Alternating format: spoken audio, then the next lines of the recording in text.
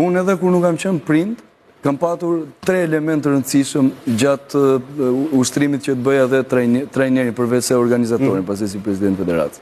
Gjë e parë, nëse vjen një fëmijë aty, mendoj dhe e gjykoj që ky është brenda atij ambienti, si thua është antar i familjes time.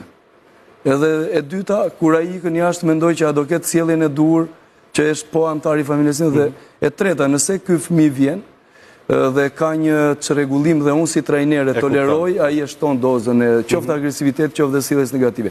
Të siguroj 1.000.000%, mund më sillni çdo fëmijë që mund të ketë qenë problematik, po themi në rastin ekstrem, jo në rastin minimal. Dhe nëse unë nuk e bind atë për një kohë caktuar që ky të jetë sigurisht duke pas dhe ndihmën e atyre që sepse një fëmijë kur ti gjithkohon e gjykon dhe ai bën një gabim dhe ti shton forcën e presionin ndaj gabimit, ai normalisht do ta bëj shumë më të madh.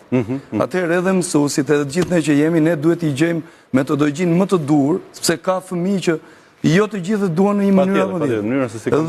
Dhe ti duke i futur një presion të lartë social, një presion në kuptimin e mirë të fjalës, jo presion se është sportive, adrenalin, pra në një lloj mënyre që po i duket vetë sikur po bën një garë mbijetese si ajo, pra e çon veten fëmia për te imagjinatës. E çon i duket vetja si në një gjë aksion që po bën pavarësisht se merret me veten.